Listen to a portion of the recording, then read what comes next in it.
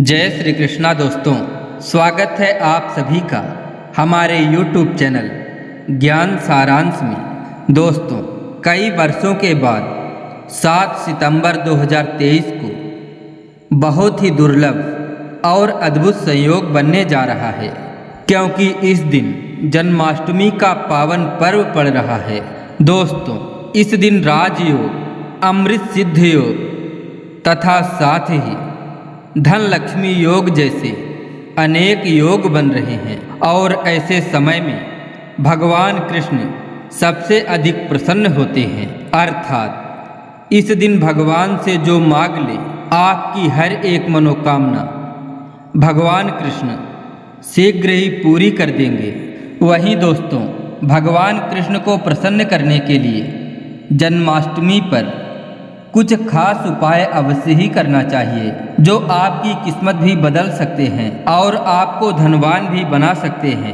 दोस्तों, यदि आप भी अपने जीवन में भगवान कृष्ण की कृपा पाना चाहते हैं तो इस वीडियो के अंत में कमेंट में जय श्री कृष्णा राधे राधे जरूर लिखें। दोस्तों, आज की इस वीडियो में जानेंगे कि कृष्ण जन्माष्टमी वर्ष 2023 में कब मनाई जाएगी तथा किस दिन आप जन्माष्टमी का व्रत रखेंगे और कृष्ण जन्माष्टमी की पूजा का शुभ मुहूर्त क्या रहेगा। इसके अलावा हम आपको बताएंगे कि जन्माष्टमी के व्रत का प्रदान किस समय किया जाएगा, जन्माष्टमी की संपूर्ण पूजा विधि क्या है और जन्माष्टमी के दिन कौन से उपाय हैं जिसको करने से आपकी किस्मत चमक जाएगी तथा आपकी हर मनोकामना पूरी हो जाएगी। दोस्तों, यह पर्व भगवान श्री कृष्ण के जन्मोत्सव के रूप में मनाया जाता है। भगवान श्री कृष्ण का भादव मास के कृष्ण पक्ष की अष्टमी तिथि को रोहिणी नक्षत्र में जन्म हुआ था, जिनके जन्मदिन को आज भी पूरे धूमधाम के साथ मनाया जाता है। दोस्तों, जन्माष्टमी के दिन भगवान कृष्ण की आधी रात अर्थात रात्रि 12 बजे आरती की जाती है और घंटे घड़ियाल बजाकर खुशियां बांटी जाती हैं। दोस्तों, जन्माष्टमी का पर्व मथुरा और वृंदावन में बहुत ही धूमधाम से मनाया जाता है। ज़्यादातर मंदिरों और घरों में लोग बाल गोपाल के जन्म के उत्सव का आयोजन भी करते हैं और बाल गोपाल के लिए पालकी भी सजाते हैं। ऐसी मान्यता है कि भगवान विष्णु जी ने धर्म की स्थापना करने के लिए श्री कृष्ण जी के रूप में जन्म लिया था, इसीलिए इस दिन व्रत धारण कर श्री कृष्ण जी का स्मरण करना अत्यधिक फलदायी होता है। दोस्तों, शास्त्रों में जन्माष्टमी के व्रत को व्रतों का राजा भी कहा गया है। भविष्य पुराण में इस संदर्भ में उल्लेख मिलता है कि जिस घर में यह व्रत किया जाता है वहाँ अकाल मृत्यु, गर्भपात, दुर्भाग्य तथा कलह से कोई पीड़ित नहीं होता और जो भी इस व्रत को कर लेता है वह दुनिया के सभी सुखों को भोग कर विष्णु लोक में निवास करता है। दोस्तों, जन्माष्टमी के दिन लोग पूरा दिन उपवास रखते हैं। जन्माष्टमी की तिथि का उपवास जन्माष्टमी की तिथि से शुरू होता है तथा इस व्रत का पारण नवमी तिथि में ही करना चाहिए, तभी कृष्ण जन्माष्टमी व्रत का पूरा फल प्राप्त होता है। और जो लोग इस व्रत को रखे हों उन्हें रात में हल्का और सात्विक भोजन ही करना चाहिए और साथ ही ब्रह्मचर्य का पालन करना चाहिए। दोस्तों, जन्माष्टमी के व्रत के दिन कुछ लोग निर्जला रहते हैं तो वहीं कुछ लोग फलाहार करके भी इस व्रत को पूरा कर सकते हैं। दोस्तों, जन्माष्टमी के दिन प्रातःकाल जल्दी उठकर स्नान आदि कर स्वच्छ वस्त्र धारण करें। इसके पश्चात पूर्व या उत्तर दिशा की ओर मुख करके बैठ जाएं और अपने हाथ में थोड़ा जल, पुष्प या अक्षत ले लें और जन्माष्टमी के व्रत का संकल्प करें। इसके पश्चात भगवान कृष्ण जी की पूजा करें। आपको बता दें कि भगवान श्री कृष्ण जी की पूजा निश्चित काल यानी कि आधी रात में करने की परंपरा रही है और घरों में रात 12 बजे भगवान कृष्ण का जन्म भी किया जाता है। तो जो लोग श्री कृष्ण जी का जन्म रात में करते हैं वे नाल छेदन भी करते हैं। तो उनके लिए बता देते हैं 12 बजने से कुछ घंटे पहले ही एक पत्ते वाला खीरा लें और थोड़ा सा काट कर उसमें लड्डू गोपाल को बिठा दें। फिर जब 12 बजे तो उस खीरे से भगवान कृष्ण को निकाल कर एक सिक्के की मदद से खीरे को काट दें। इसे नाल छेदन कहा जाता है। इसके पश्चात लड्डू गोपाल को शुद्ध जल से स्नान कराएं।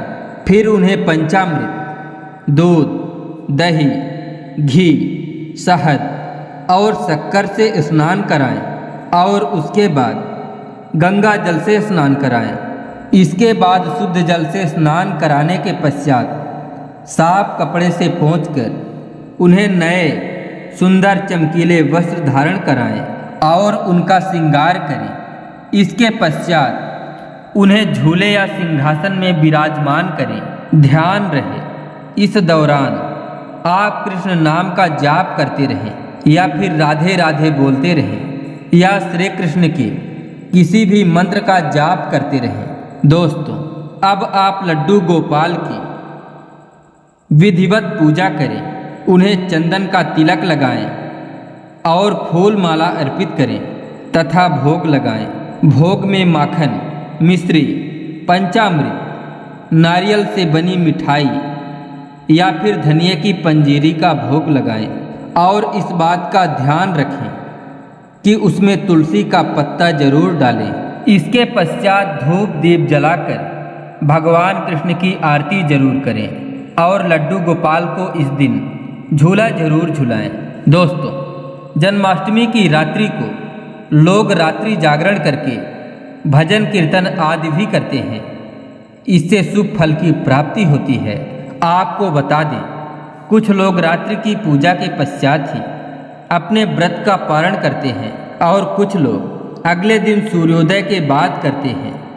दोस्तों, ध्यान रहे कि आप प्रसाद खाकर ही अपने व्रत का पारण करें। दोस्तों, आप जानते हैं कि वर्ष 2023 में जन्माष्टमी का पर्व कब मनाया जाएगा? तो आपको बता दें, जन्माष्टमी कृष्ण पक्ष इस वर्ष 6 सितंबर को पड़ रही है। ये भगवान कृष्ण का 5250वां जन्मदिन होगा। ऐसे में 6 सितंबर को दोपहर 3:37 से शुरू होगा और 7 सितंबर को शाम 4:14 तक रहेगा।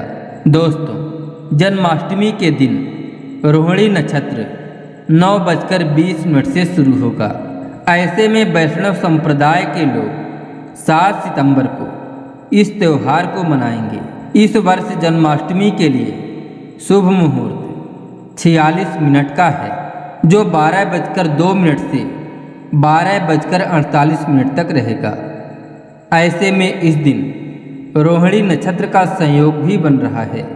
ऐसे में इस दुर्लभ संयोग में जन्माष्टमी की पूजा करने से 3 जन्मों की मुक्ति मिलती है। यदि किसी की आत्मा प्रेत योनि में भटक रही है तो उसके नाम से की गई पूजा उसकी आत्मा को मुक्ति प्रदान करती है। दोस्तों, इस दिन का व्रत संतान का सुख देने वाला होता है। ऐसे में इस बार जन्माष्टमी का व्रत करना ना भूलें। साथ ही जो इस व्रत को शुरू करना चाहते हैं, इस बार उनके लिए सबसे अच्छा मौका है। भगवान श्री कृष्ण की कृपा पाने के लिए आप भी इस व्रत को जरूर शुरू कर सकते हैं। दोस्तों, आप जानते हैं जन्माष्टमी व्रत कथा, जिसको पढ़ने सुनने मात्र से सभी पाप धुल जाते हैं और सभी मनोकामनाएं पूरी हो जाती हैं। दोस्तों, स्कंद पुराण के मुताबिक यदुवंश के राजा उग्रसेन का राज्य चलता था। उग्रसेन का सबसे बड़ा पुत्र कंस था, जिसकी चचेरी बहन देवकी थी। कंस अपने ही पिता को कारागार में डालकर स्वयं राजा बनकर राज्य करने लगा और दूसरी ओर कश्यप ऋषि का जन्म राजा सुरसेन के पुत्र के रूप में वासुदेव का जन्म हुआ, जो कि आगे चलकर वासुदेव का विवाह देवकी से संपन्न हुआ। लेकिन देवकी को विदा कराने के दौरान एक आकाशवाणी होती है कि हे कंस, आज जिस बहन को इतने प्यार से विदा कर रहा है, आगे चलकर उसी का 8वां पुत्र तुम्हारे मृत्यु का कारण बनेगा। ऐसा सुनते ही कंस देवकी को मारने के लिए हावी हो गया, पर सैनिकों एवं वासुदेव के वचनों ने ऐसा होने से बचा लिया। वासुदेव सत्यवादी थे। उन्होंने कंस को वचन दिया कि वह उन्हें अपना 8वां पुत्र सौंप देंगे। तो वासुदेव की बात मानते हुए कंस ने उन दोनों को बंदी बनाने का निर्णय किया और उनके पास पहरेदार लगा दिए। इसके पश्चात कंस ने देवकी के सभी पुत्रों को मारने का प्रण कर लिया। इस निश्चय के अनुसार देवकी के 7 संतान कंस के द्वारा मारे गए। इसके पश्चात देवकी के 8वें पुत्र का जन्म हुआ। भाद्रपद मास के कृष्ण पक्ष की अष्टमी तिथि को रोहिणी नक्षत्र में मध्य रात्रि में भगवान श्री कृष्ण का जन्म हुआ था। कृष्ण के जन्म लेते ही जेल की कोठरी प्रकाशमान हो गई। साथ ही एक आकाशवाणी सुनाई दी कि कृष्ण को गोकुल में रह रहे नंद बाबा के यहाँ छोड़ आओ। वहाँ एक कन्या का जन्म हुआ है, उसे तुम वहाँ से ले आओ। ऐसा सुनते ही वासुदेव की हथकड़ी अपने आप ही खुल गई और वह तुरंत ही कृष्ण को एक टोकरी में रखकर फिर उसे सिर पर रखकर गोकुल की ओर निकल पड़े। रास्ते में यमुना नदी बाल कृष्ण के चरणों को छूने के लिए उफान पर आ गई, फिर चरण स्पर्श करते हुए पुनः शांत पड़ गई। फिर इसके पश्चात वासुदेव ने अपने पुत्र को यशोदा मैया के बगल में सुलाकर वहाँ से कन्या लेकर वापस कारागार में लौट आए। तत्पश्चात जेल के दरवाजे अपने आप बंद हो गए। उनके हाथों में फिर से हथकड़ी लग गई। इसके पश्चात सारे पहरेदार भी उठ गए और कन्या के रोने की आवाज़ आने लगी। सूचना मिलते ही कंस ने कन्या को कारागार से लाया और उसे मारने की कोशिश की, लेकिन वह कन्या आकाश में उड़ गई और बोली, अरे मूर्ख, हमें मारने से क्या होगा? तुझे मारने वाला पैदा हो चुका है। यह बात सुनकर कृष्ण का पता लगाकर उन्हें मारने का बहुत प्रयास किया। आज्ञा देते हुए राक्षस भी भेजे, लेकिन कृष्ण को कोई नहीं मार सका। अंत में श्री कृष्ण ने कंस का वध किया और उग्रसेन को पुनः राजा बना दिया। इस प्रकार कृष्ण जन्माष्टमी की व्रत कथा पूर्ण होती है। दोस्तों, ऐसी मान्यता है कि जन्माष्टमी के दिन इस कहानी को पढ़ने या सुनने से सारे पाप धुल जाते हैं, जीवन की हर एक समस्या का समाधान मिलता है, साथ में भगवान का आशीर्वाद भी सदा बना रहता है।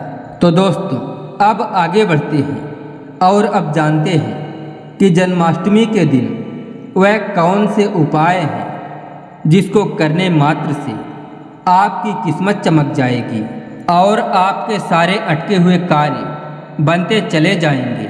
सबसे पहले यह जानते हैं कि यदि आपके कार्य अटके हुए हैं तो आप कृष्ण जन्माष्टमी के दिन सुबह स्नान आदि करने के पश्चात घर के बाल गोपाल को नई पोशाक पहनाएं, भोग लगाएं और चंदन से श्रृंगार करें। पास के राधा कृष्ण मंदिर में जाकर वैजंती फूलों की माला अर्पित करें। यदि वैजंती फूल ना मिले तो पीले रंग के फूल माला भी अर्पित कर सकते हैं। ऐसा करने से भगवान कृष्ण का आशीर्वाद आपको प्राप्त होगा और आपके अटके हुए कार्य में प्रगति आएगी। इस उपाय से आपका भाग्य मजबूत होगा। जन्माष्टमी के दिन बाल गोपाल को केसर, मेवा, मिश्री, साबूदाने की खीर में तुलसी डालकर भोग लगाएं, लेकिन ध्यान रहे खीर में चीनी की जगह मिश्री ही डालें। साथ में सफ़ेद मिठाई भी अर्पित करें। ऐसा करने से भगवान कृष्ण की कृपा प्राप्त होती है, जिससे आपका भाग्य भी मजबूत होता है। इस उपाय को करने से धन धान्य की कभी कमी नहीं होगी। दोस्तों, सुख समृद्धि के लिए जन्माष्टमी के दिन बाल गोपाल की पूजा करते समय एक पान का पत्ता भी अर्पित करें। पत्ते पर सिंदूर से श्री हरि लिखें। फिर रोज पूजा करने के पश्चात जहाँ पैसा रखते हैं वहाँ उस पान के पत्ते को रख दें। ऐसा करने से घर में धन धान्य की कमी नहीं होती तथा धन संबंधी समस्या नहीं होती। दोस्तों, जन्माष्टमी के दिन गाय और उसके बछड़े की सेवा करें तथा आशीर्वाद लें। इसके साथ ही गाय और बछड़े की मूर्ति लेकर आएं और बाल गोपाल के पास मूर्ति को रखकर पूजा करें। ऐसा करने से भगवान कृष्ण की कृपा से जल्द ही शुभ समाचार सुनने को मिलता है। इसके पश्चात गाय और बछड़े की मूर्ति को ईशान कोण में रखना शुभ माना गया है। इस उपाय को करने से आपकी आर्थिक तंगी दूर होगी। कर्ज के समस्या से यदि आप परेशान हैं तो जन्माष्टमी के दिन दक्षिणवर्ती शंख से भगवान कृष्ण का अभिषेक करें। दक्षिणवर्ती शंख को लक्ष्मी का स्वरूप माना गया है और लक्ष्मी पूजा में शंख के बिना पूजा नहीं होती है। ऐसा करने से आर्थिक तंगी दूर होती है और आपको लक्ष्मी की प्राप्ति होती है। दोस्तों, जन्माष्टमी के दिन 11 बार तुलसी की परिक्रमा करें और घी का दीपक जलाएं। इसके बाद 108 बार ओम नमो भगवते वासुदेवाय मंत्र का जाप करें। साथ ही कपूर जलाकर उसमें थोड़ी सी मिश्री डाल दें। कपूर और मिश्री का हवन भी करें। ऐसा करने से नौकरी तथा व्यवसाय में उन्नति होती है। दोस्तों, इस वीडियो की समाप्ति से पहले आप और आपके परिवार को जन्माष्टमी की हार्दिक शुभकामनाएं। अगर जानकारी पसंद आई हो तो वीडियो को एक लाइक करके कमेंट में जय श्री कृष्णा जरूर लिखें।